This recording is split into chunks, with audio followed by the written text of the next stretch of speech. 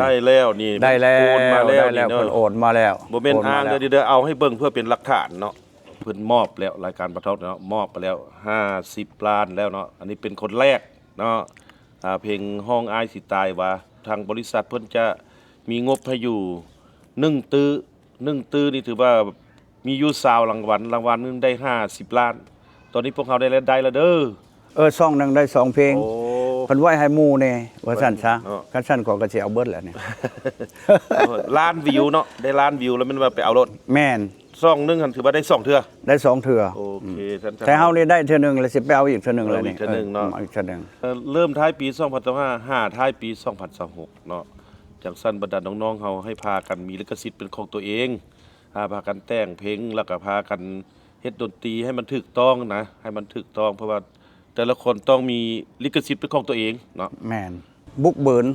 แต่งเพลงเฮ็ดเพลง หรือว่าผู้ใดเสียงดีก็ห้องเพลงเนาะผู้ใดคิดประดิษฐ์คิดแต่งได้ก็ให้แต่งเนาะคันสิว่ามีผู้เบิ่งแยงเฮาในปัจจุบันนี่ครับพวกเฮาเป็นคนที่โชคดีที่สุดแหละศิลปินเฮาขอฉะนั้นจังทุกคนจงมีจิตใจบุกเบินเนาะเฮ็ดสร้างผลงานตนเองออกมาให้ใกล้เคียงกับ